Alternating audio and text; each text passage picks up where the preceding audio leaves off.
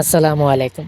ঢাকার ২০টি আসনে বিএনপি বনাম জামায়াত জোট কে কোন অবস্থানে আছে চলুন জেনে নিই।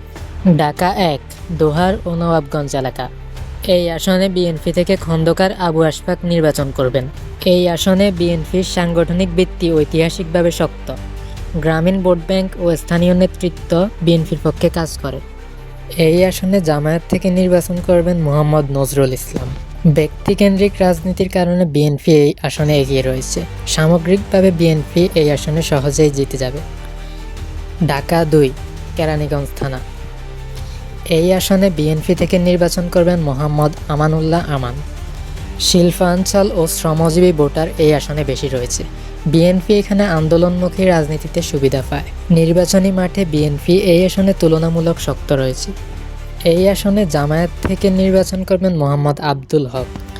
এই আসনে জামায়াতের কিছু সাংগঠনিক উপস্থিতি থাকলেও প্রভাব চড়ানো নয়। এখানেও বিএনপি এগিয়ে রয়েছে। ঢাকা-৩ সাভার। এই আসনে বিএনপি থেকে নির্বাচন করবেন গয়েশ্বরচন্দ্র রায় এবং জামায়াত থেকে নির্বাচন করবেন মোহাম্মদ শাহিনুর ইসলাম। নগর শিল্প মিশ্র এলাকা, ভোট বৈচিত্র্যময় এখানে। জামায়াত এখানে সাংগঠনিকভাবে সক্রিয়।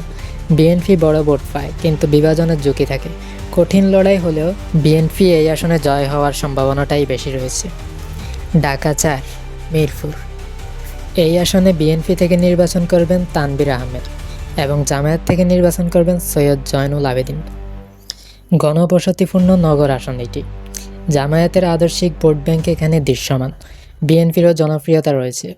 মিরপুরে জামায়াত কিছুটা প্রভাব ফেললেও হাড্ডাহাড্ডি লড়াই হতে পারে বিএনপির মধ্যকার। আশা করি বিএনপি বাকি আসনগুলোর মতো এই আসনেও জয় নিয়ে আসবে। ঢাকা-৫ যাত্রাবাড়ি ও ডেমরা। এই আসনে বিএনপির হয়ে নির্বাচন করবেন মোহাম্মদ নবিউল্লাহ এবং জামায়াত থেকে নির্বাচন করবেন মোহাম্মদ কামাল হোসেন।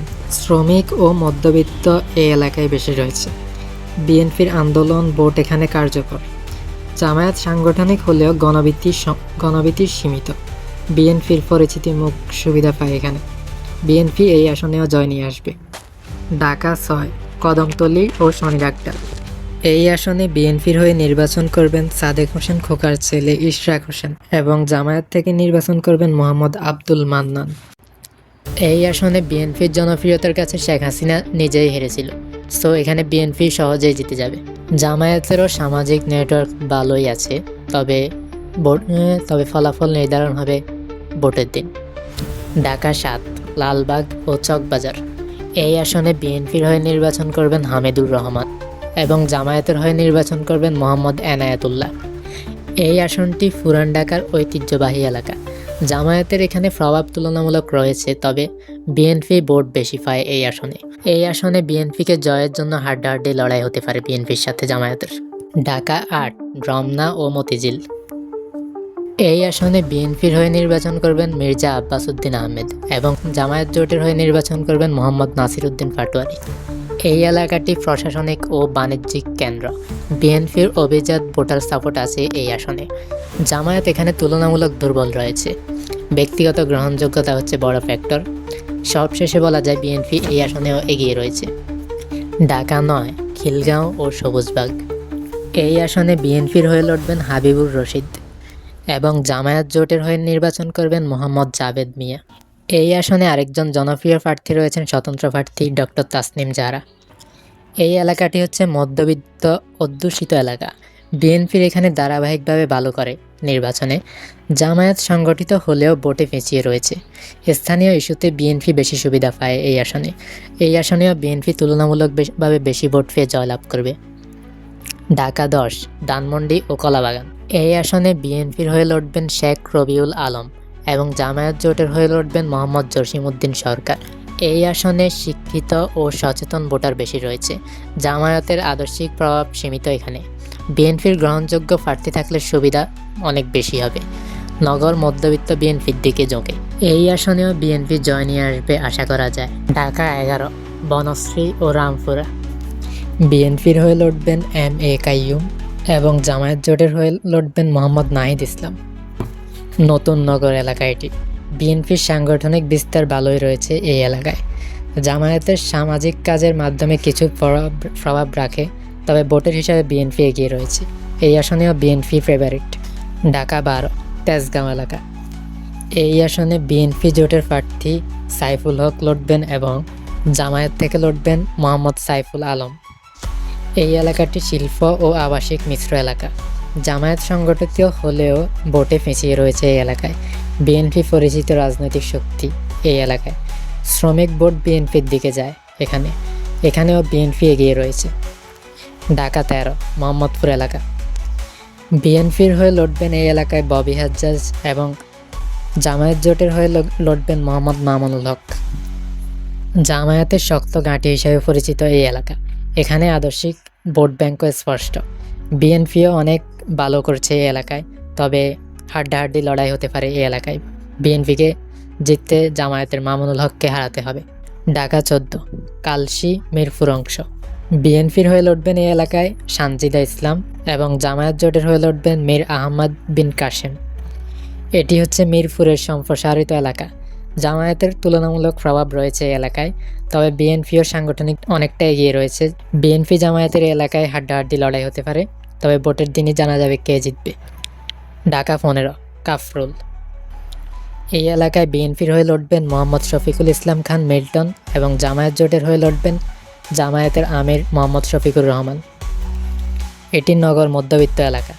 এই এলাকায় বিএনপির ভোট ব্যাংক তুলনামূলক অনেক বড়। জামায়াতের উপস্থিতি এই এলাকায় খুবই সীমিত। ব্যক্তিগত জনপ্রিয়তা বড় ফ্যাক্টর এই এলাকায়। বিএনপি এগিয়ে রয়েছে। জামায়াতের আমির শফিকুর রহমান এই আসনে হারতে পারেন। ঢাকা 16 রূপনগর। এই এলাকায় বিএনপির হয়ে লড়বেন সাবেক ফুটবলার মোহাম্মদ আমিনুল হক এবং জামায়াত জোটের হয়ে লড়বেন মোহাম্মদ আব্দুল বাতেন। এটি নতুন আবাসিক এলাকা। বিএনপি এখানে দ্রুত সংগঠন গড়েছে। জামায়াত পিছিয়ে রয়েছে এই এলাকায়। তরুণ ভোট বেশিরভাগই বিএনপির দিকে ঝুঁকে আছে। বিএনপি এগিয়ে রয়েছে এই এলাকায়। ঢাকা 17 গুলশান ও বনানী। এই আসনে বিএনপির হয়ে নির্বাচন করবেন বিএনপির চেয়ারম্যান জনাব তারেক রহমান এবং জামায়াত জোটের হয়ে নির্বাচন করবেন SM খালিদুজ্জামান। এই এলাকাটি অভিজাত ও কূটনৈতিক এলাকা। জামায়াত প্রায় অপ্রাসঙ্গিক এলাকায়। বিএনপির রাজনৈতিকভাবে গ্রহণযোগ্য এলাকায় রয়েছে। ভোট কম হলেও ট্রেন্ড স্পষ্ট। বিএনপি এই এলাকায়ও এগিয়ে রয়েছে। ঢাকা 18 উত্তরা।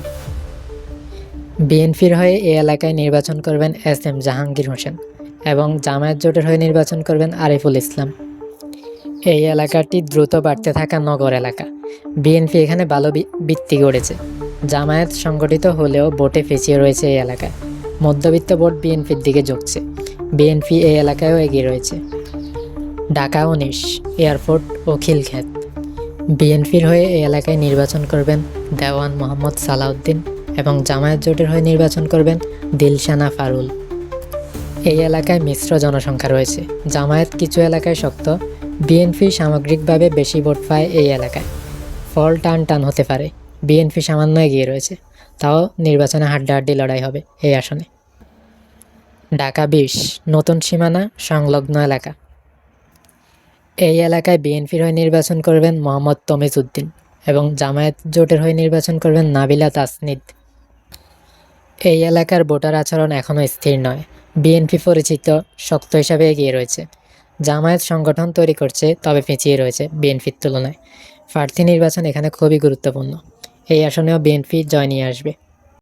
সবশেষে বলা যায় ঢাকার 20টি আসনের 20টিতেই বিএনপির জয় নিশ্চিত।